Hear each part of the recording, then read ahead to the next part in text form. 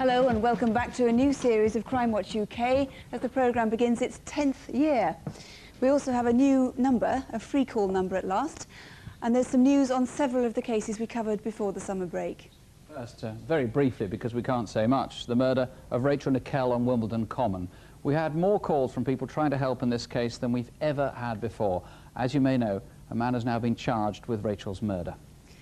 On April's Crime Watch, police announced a detailed description of the man they believed had killed businesswoman Jean Bradley, who had been found stabbed beside her car in West London.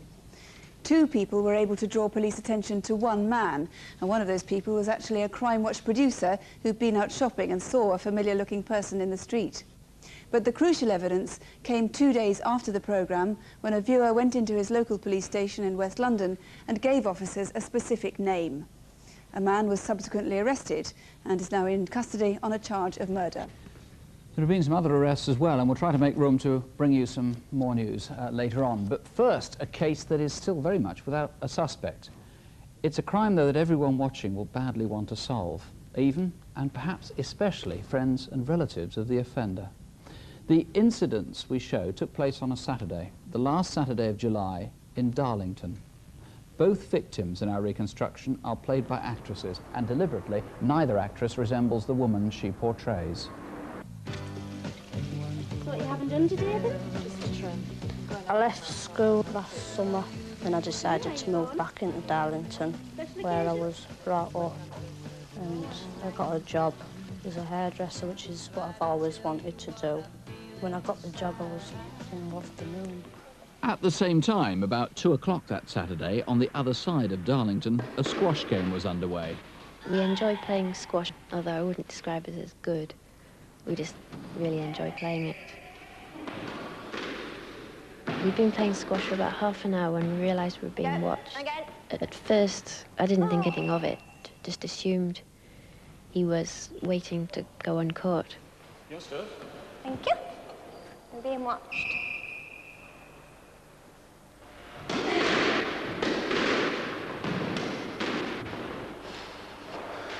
But after a while, he started putting us off, making us feel awkward.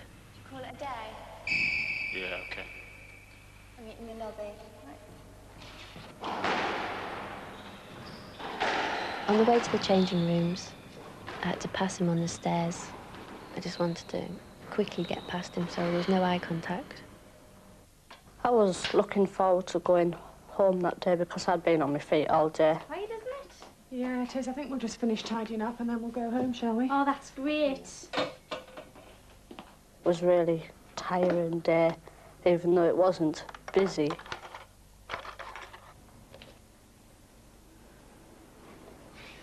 When I saw him standing there, I just froze. I was really shocked. I didn't know for sure whether or not he'd left the changing rooms. I was really scared when I was looking around, because there were so many places he could be. The barman at the Dolphin Centre saw him next. I was watching TV in the bar. The football was on the television. I thought he wanted to serve him because he was rummaging around in his bag, maybe for money or something. I would have thought he was about mid-20s, late 20s. He was about 5'8", tall, very stocky, thick-set man. He had a round face, hard in appearance. Excuse me, do you work here? I do, yes. There was a man in here a minute ago, and he was staring at me. Are you okay? Oh, yeah, but he really frightened me. Hand it to control. Will you proceed to the Dolphin Leisure Centre in the Marketplace? Report of an incident in the ladies' changing room. Roger, Dalton Leisure Centre, en route.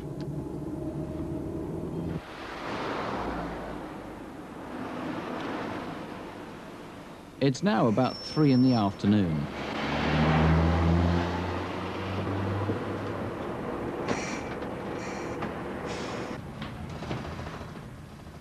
I was just sat on the bus, not taking a care in the world, just staring out the window, and didn't really notice who was on or what was going on. I was just in a world of my own.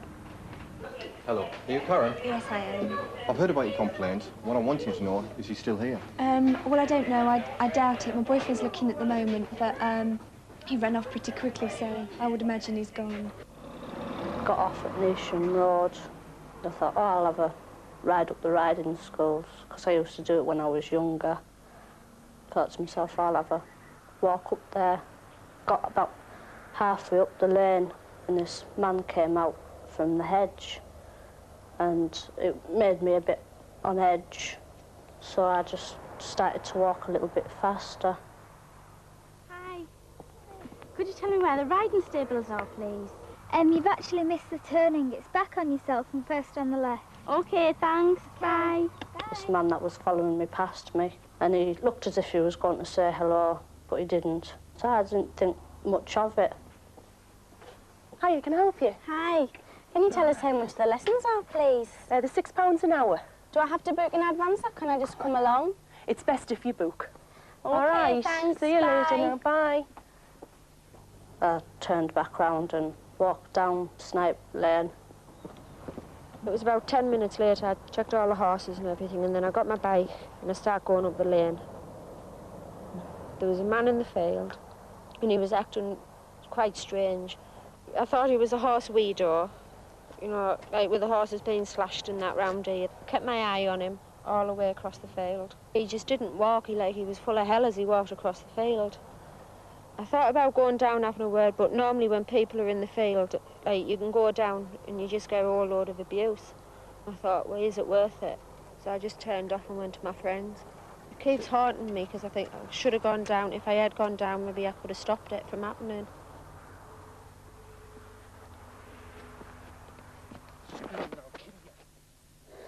He held a knife to my throat.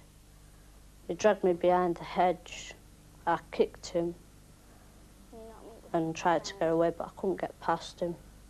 He threw me to the ground. I was lying on the floor, crying my eyes out. When he had his hands around my throat, I thought, oh God, I'm going to die, this is it. Her injuries were so severe that he almost killed her. Such force was applying to her throat that she was all but strangled. She had the signs of strangulation across her neck and over her face, and those are minute hemorrhages that covered her entire face and her entire throat. So this young woman is very lucky to be alive. I would ask the public to respond very positively.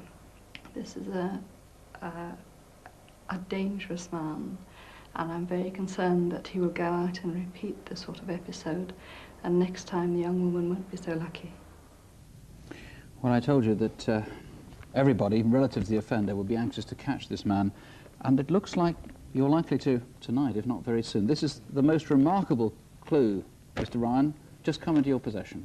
Tell us about it. That's right. Within the last 48 hours, we've found this particular shirt, which has been identified by the victim as that worn by the attacker. Now, this was concealed in the field and very difficult to find until the crops were That's taken correct. in. The crops have only just recently been cut, and as a result of that, this shirt was found concealed in that field. And it's very rare.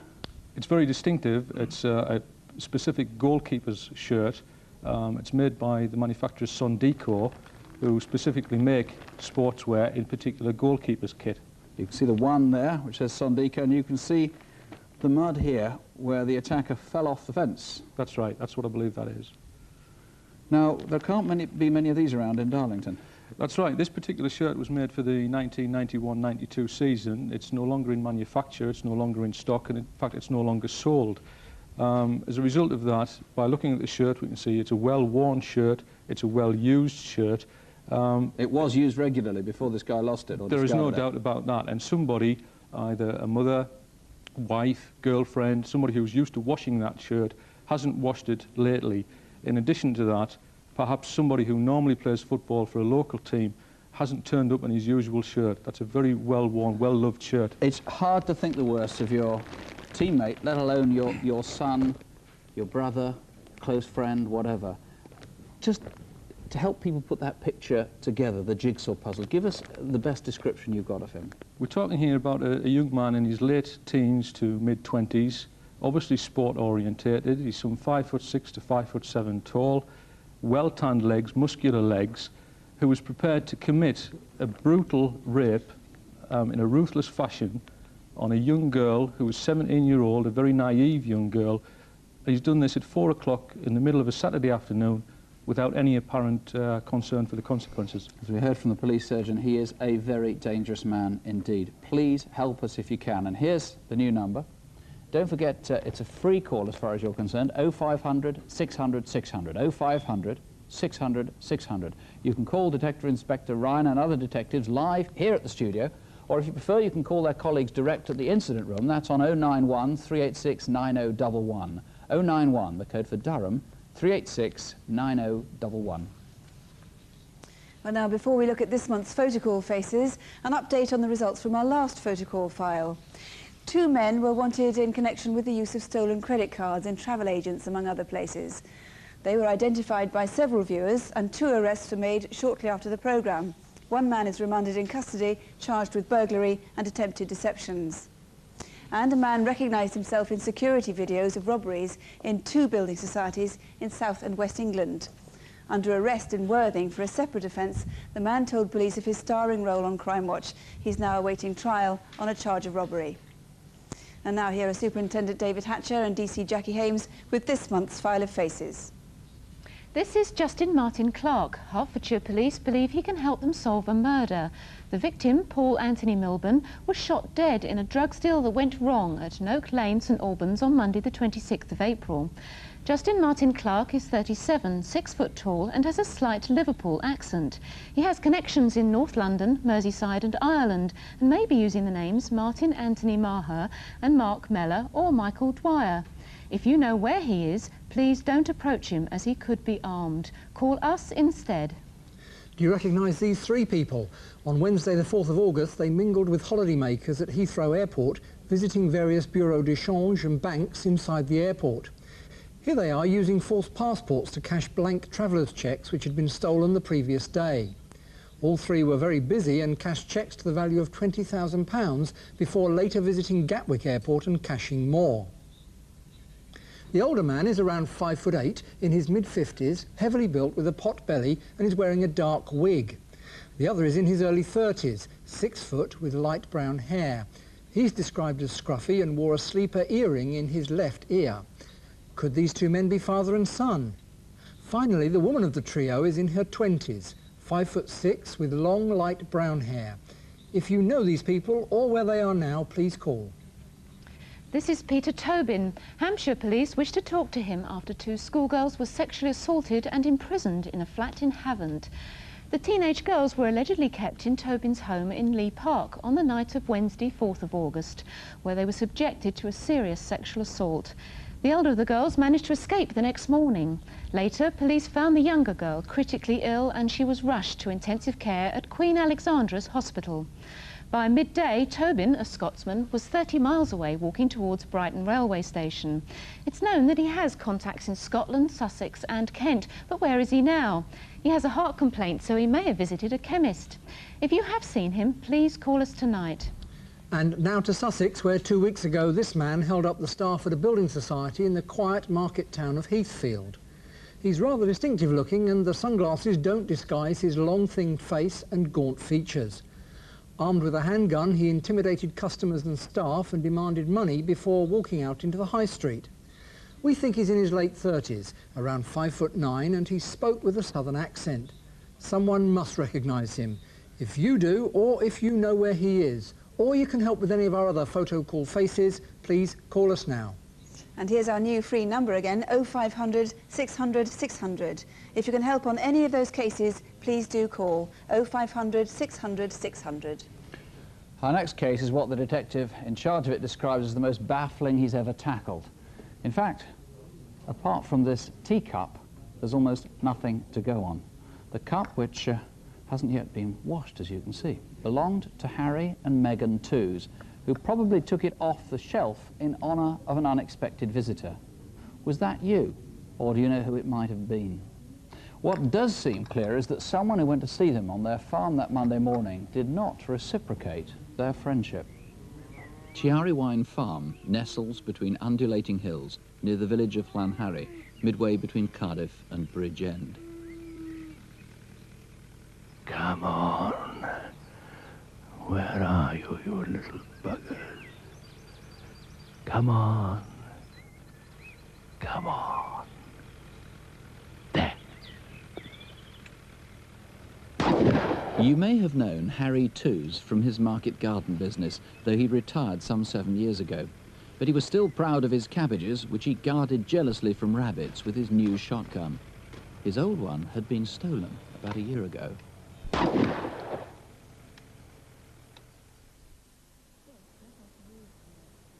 Breakfast time on Monday, the 26th of July.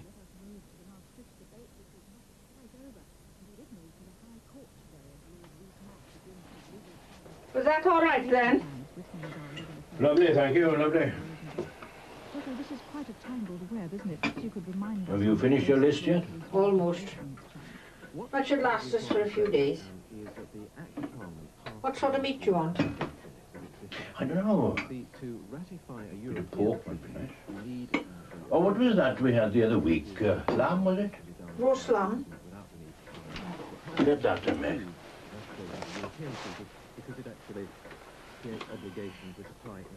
Must get down to that cattle market again.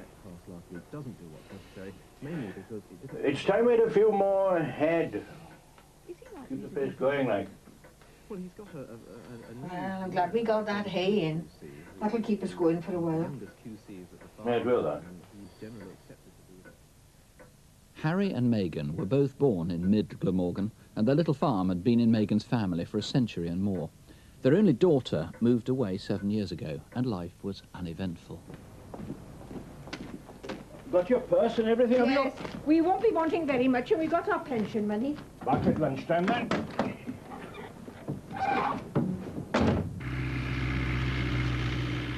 What little's known about that fateful day is this. At 9:30 a.m, Harry and Megan left the farm and drove up their narrow, churned-up track to fetch their pensions from the post office at Llanharry.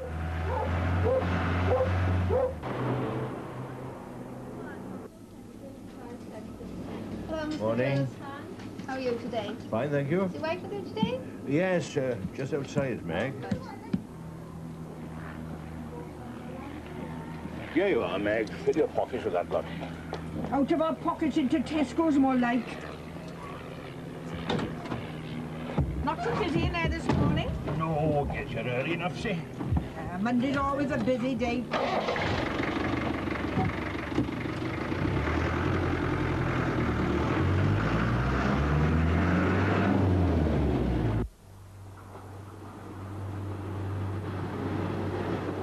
Anything in the paper, then? No, nothing changes. World's still in a mess. Oh, that Ivy's coming back soon. Who's that? Ivy Brennan from Coronation Street. Oh, that's rubbish. You're always on about that programme. She's good, though. I like Ivy.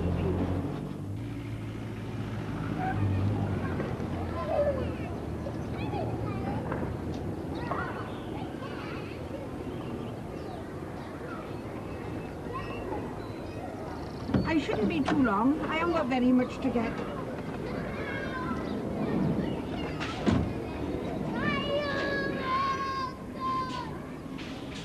They'd shopped here almost every Monday for 15 years, and sometimes bumped into one of Harry's sisters. Hello, Harry. Oh, hello, love. How are you? Oh, I'm all right. How are you feeling after your operation? Oh, not bad. Still a bit sore, you know. We met them at Tesco's and we had a little chat about the family. Megan liked her chapel and Harry had been involved in the farmers because he was on the committee. They were a very quiet couple and they were a devoted couple. According to a neighbour, by about 11, the couple were arriving back at the farm. I was going to visit my sister. I seen Harry and Megan Toos' Land Rover. They then turned in over the cattle grid and then went towards their home.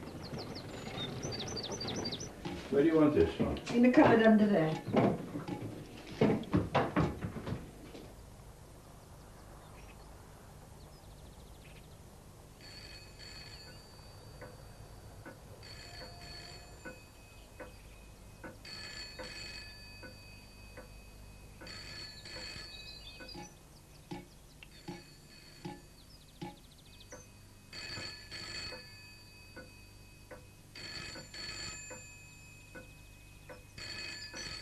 Local people had thought nothing of the 2 gunshots that Monday lunchtime.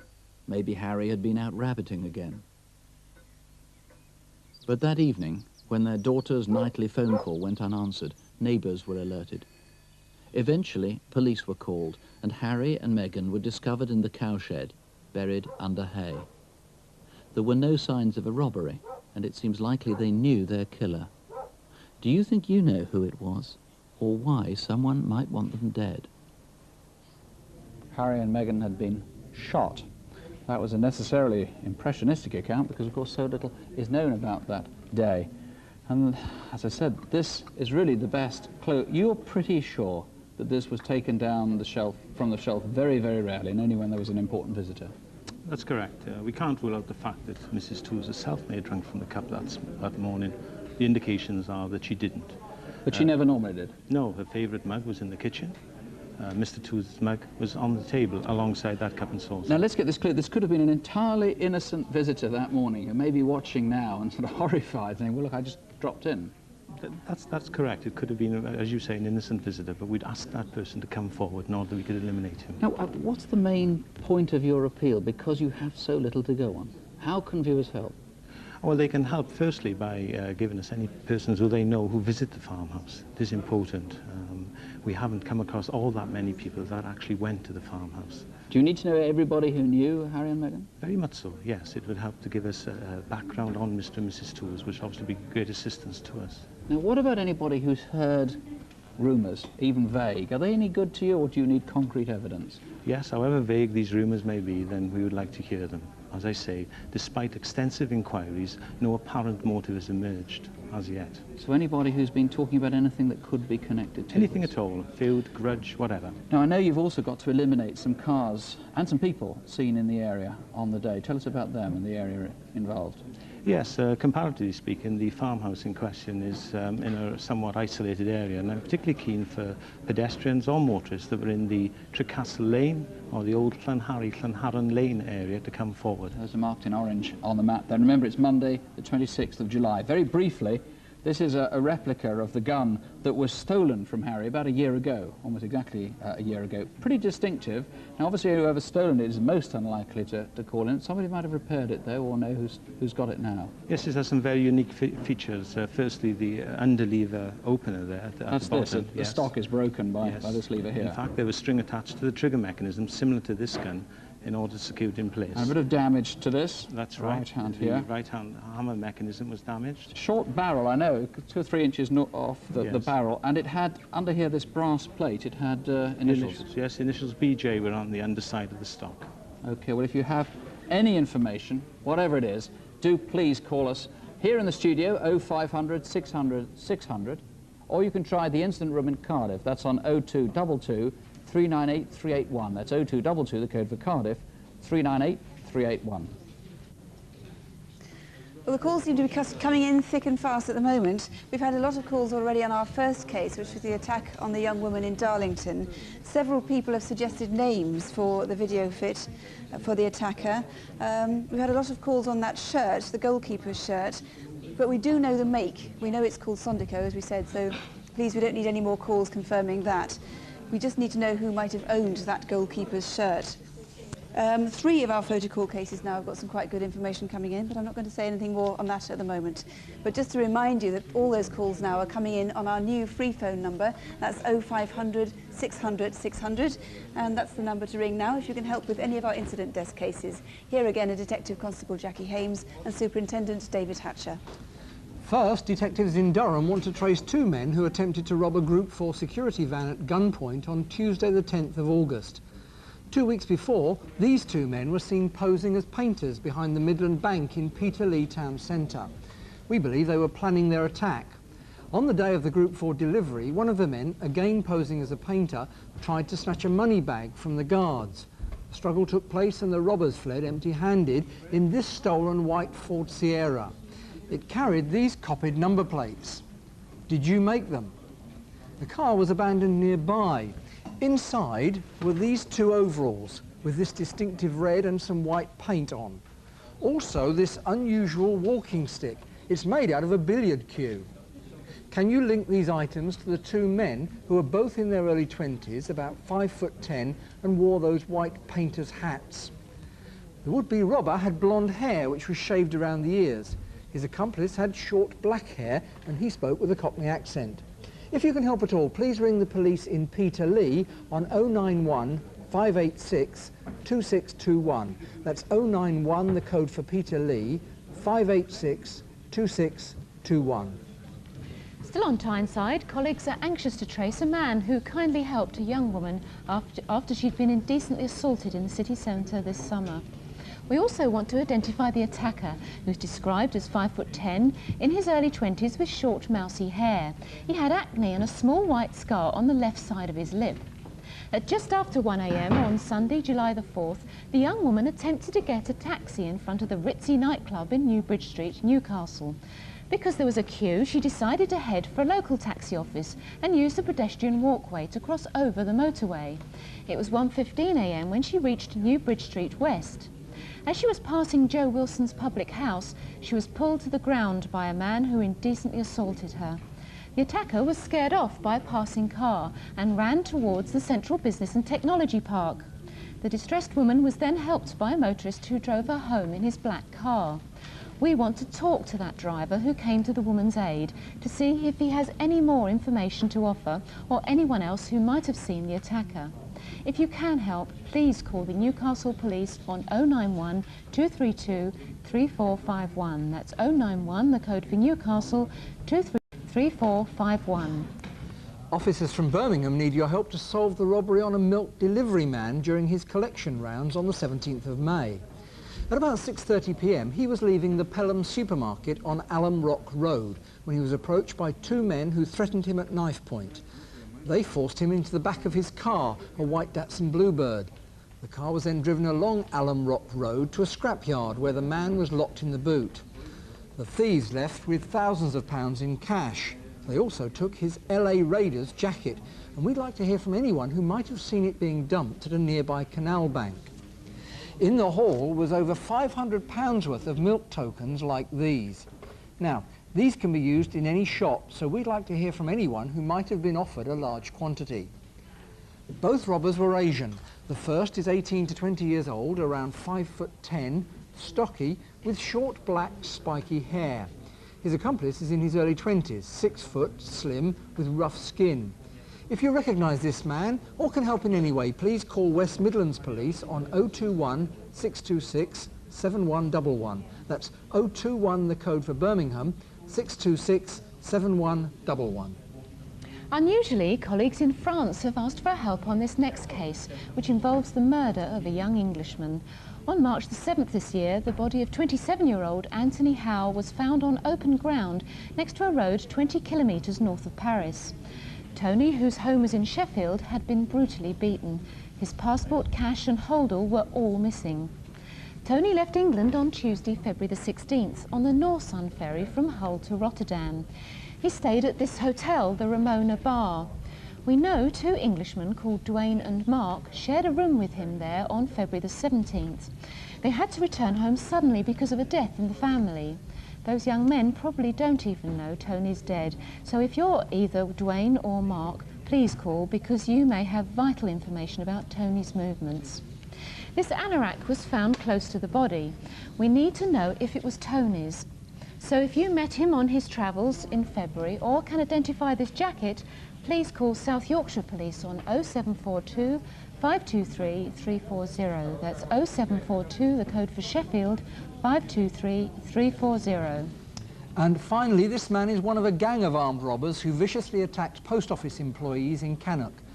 On Monday the 16th of August, a man was seen in the driver's seat of this Bedford Astra van parked at the rear of the post office in Church Street.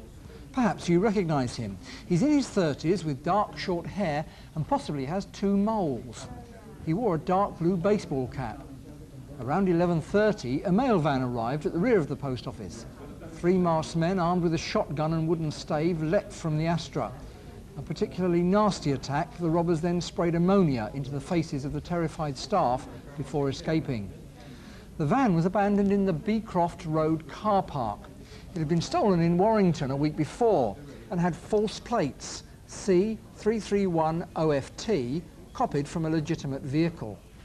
We'd obviously like to hear from anyone who remembers making those plates. Although the raid took place in Cannock, it seems there's a Merseyside connection, as a Liverpool Echo newspaper was discovered in the van. The robbers left behind a pale green valance sheet, but took the owner's industrial Rotomeg drill, similar to this one. It has the serial number 1202. If you know anything, call the Staffordshire Police on 0785 234 948. That's 0785, the code for Stafford, 234 948. Alternatively, of course, you can call us here live at the studio, 0500 600 600. Easy to remember, and it's free wherever you are in the United Kingdom, direct to detectives here live in the studio, 0500 600 600.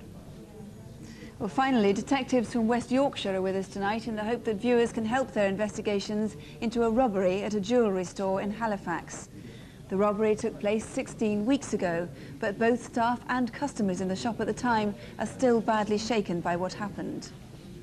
Our reconstruction begins a week before the robbery in the showroom of Bill Smith Motors in Liverpool, where two men were taking a particular interest in one bike and its number plate.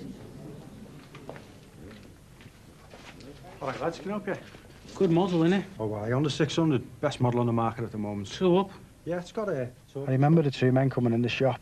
They'd looked at all the bikes in the showroom, but they'd taken particular interest in the red Honda. I was surprised how young both of them were, really, considering the high-power bikes they were looking at. How much is it? On the road, 4,800. I noticed straight away one bike had a helmet with a black visor, which is illegal. Any good to you? You're interested? Yeah, I'm looking for something bigger than what I got. What have you got at the moment? It's outside. Do you want to have a look? Yeah, I'll have a look, yeah. The one who did all the talking seems to know quite a lot about bikes. The second bike, I never said a word. I didn't even get a good look at him because he kept his helmet on all the time. What's the mileage? 20,000 kilometres. Kilometres? Is it on a Q plate? Yeah. I didn't know it was on a Q plate. Why's that like? Japanese import. Are you interested in part X in this against the one you were looking at in the shop? No, I was only just looking at that one. The salesman remembers the man was about 22 years old, about 5'9", of medium build and with short black hair, possibly gelled back.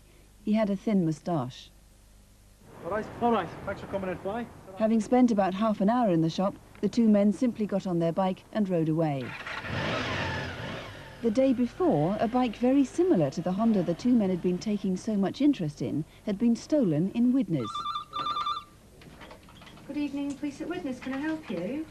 I'd like to report my motorbike. It's been pinched from Genlab car park. At 1 o'clock that day, Stuart Callender had left his bike in his works car park in Tanhouse Lane. By 5:45, when he came to go home, it had gone. Can you tell me how much it's worth and give me a brief description of your bike? Yeah. It's a Honda CBR 1000 H632 BCA. Mr. Callender was able to give police a full description of his Honda superbike. But by the time it was next seen by a builder near the Liverpool docks, one essential detail had been changed. The registration plate was now exactly the same as the Honda on sale in Bill Smith Motors. I noticed the two lads early in the day tampering with one of the park bikes.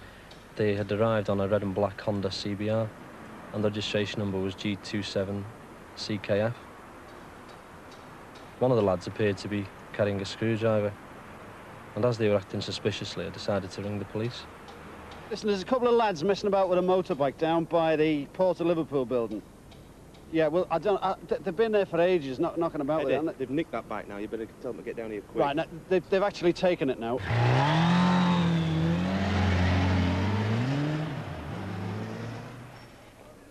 One week later, it's the morning of Friday the 7th of May. Lister Horsfall Jewellers in the Cornmarket shopping precinct in Halifax were getting ready for the day's business as usual. Shall I let you out the chair? Ready? 1, 2, 3, jump. Up. Yeah. I'll just finish putting these watches away, Vanessa. Would you see to those rings, love? Just put them in the window in the usual place, and then you can put that away afterwards if you would. 1, 2, 3, and again. Clever. Clever. And again. Just check the security video jacket needs changing. Right, couldn't believe it when I heard that. As the time approached 10 o'clock, an off-duty store detective was out shopping with her parents, unaware that she was about to put into practice everything that she had learned about dealing with a robbery. That'll be all right now, Mrs. Evans. It's just a little bit of grit inside the mechanism, so it's just been... Right, everyone get down! Get down! Get the meeting! Get down, everybody! Right, Get down!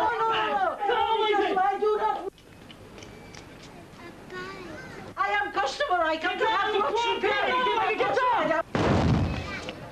I do not work here, I am only customer, I come... Then we'll go to M&S, all right? What was that noise? Has it been there? Come on, get up, down! Make away from the bike! Get away! Stay back! Everyone move back! Get over there, move! Stop your kids down! Hello, I want the police, please.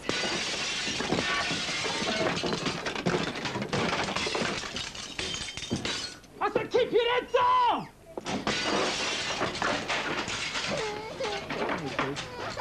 Let's go! Hello, yes, there's a robbery in progress in Corn Market. Love, come over here, don't stand there, come here. Mum, get back! Get in the doorway!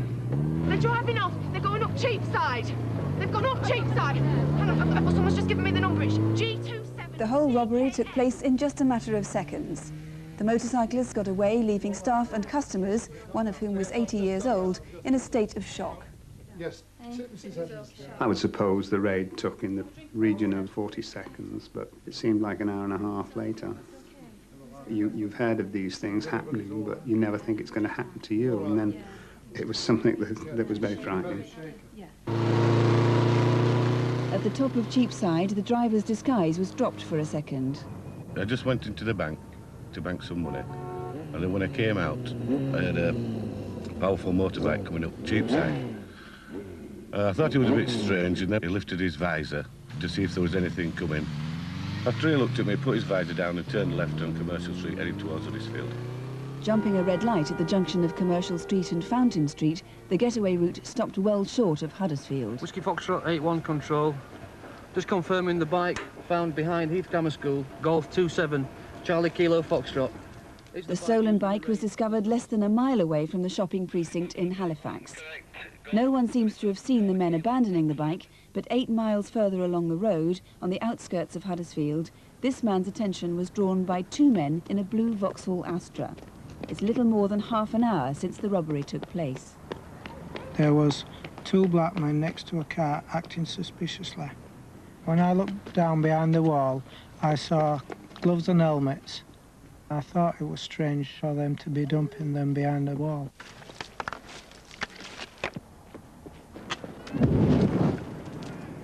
As the man ran back with his daughter towards the fire, he just caught a glimpse of the 2 men driving off.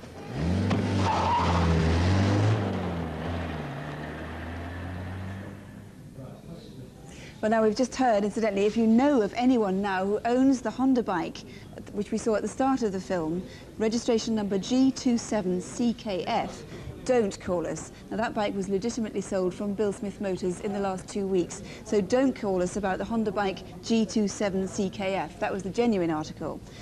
But, Mr. Peel, why did they go to the trouble in the first place of going into a showroom and copying a number plate?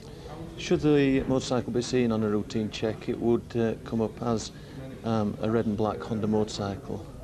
Which theirs was? That's right.